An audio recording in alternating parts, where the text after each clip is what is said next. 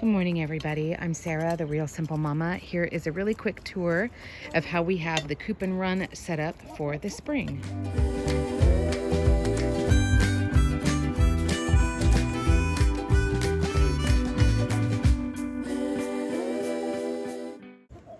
So let me go and just show you the changes that we've made. Things have been pruned, but this is particularly what's going to be our system that's going to work for us going into the summer here in South Texas. 88 degrees Fahrenheit is about where I feel like I need to intervene and do something for my chickens.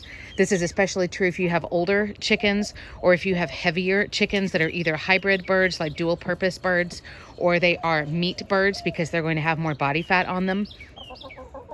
Right, girlies? So that's sort of my threshold on when I feel like I need to do something. But a lot of what we have out here for our flock is passive stuff, which means like I set it up once and it's done. So let's get a different perspective here. So the first thing is, and I won't talk about this long, but is all of the plants that I set up. Unfortunately, the plants that are here in the ground, most of them were planted a year or two ago. So it does take a while for you to get to see the fruits of your labor. I do have a whole playlist here on my channel that's Chickens in Your Garden.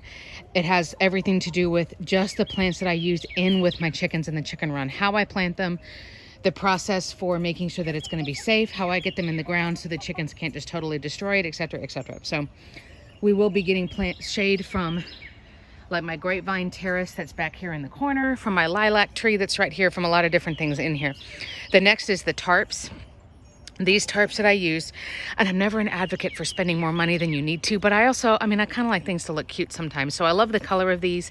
As you can see, they are transparent, so they are not going to block 100% of the light, 100% of the rain.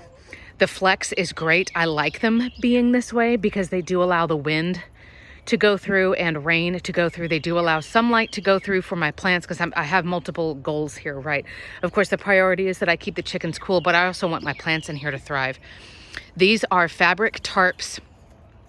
We got them at Lowe's.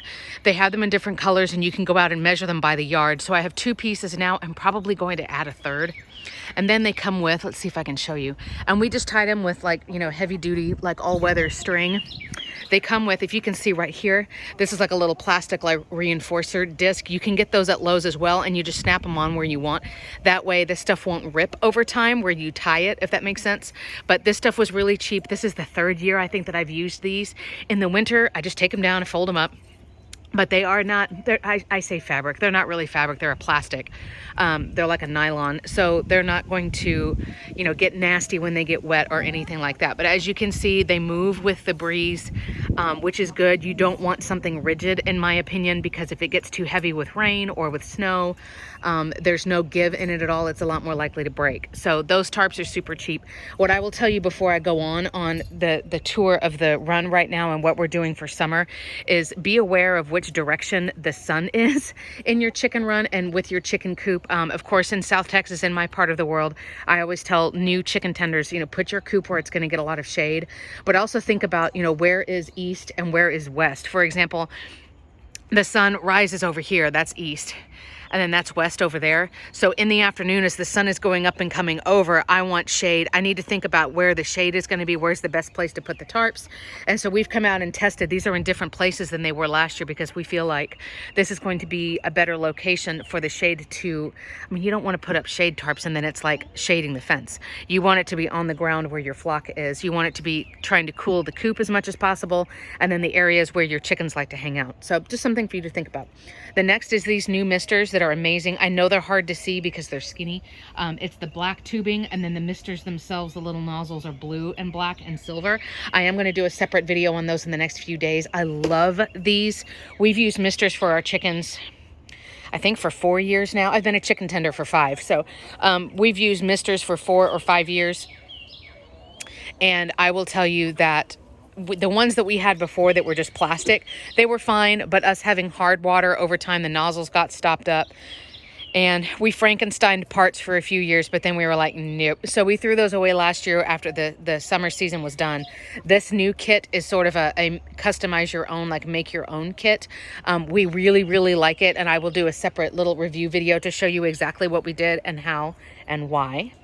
The next thing that you can see the chickens utilizing is their swimming pool. Yes, this is a swimming pool that has dirt in it, and I always get snarky comments from people who think it needs to be like crystalline. As you can see, my new girls have already learned they can stand on the step. They've been standing in there.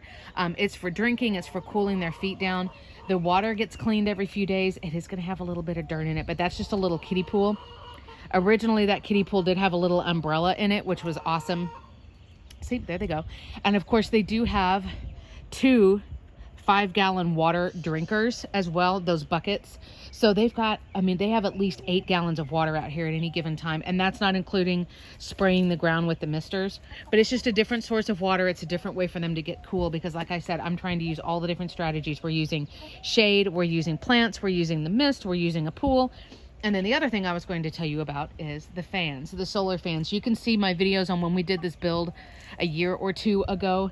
It's not a perfect build, but it's pretty darn good. And with this coop, I do like this coop a lot, our Omaha. It has a window here on this side and a window on the opposite side, and we have solar fans hooked up.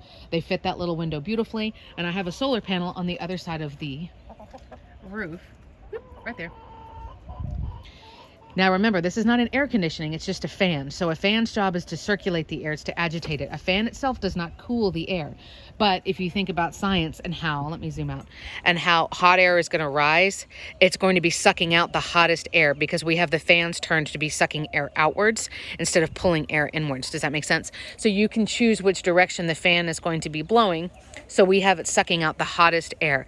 That's not going to make a huge difference. It's only still going to be the temperature in there than it is out here. Does that make sense? If it's 90 degrees out here, it's not going to make it a beautiful 78 inside, but it's going to suck out the hottest air. I wouldn't worry too much about the coop as long as you're keeping in mind that your laying hens are going to go into the coop to lay their eggs during the day.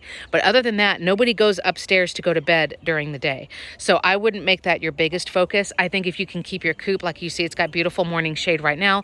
In the afternoon, that tarp shades it as the shade moves this way.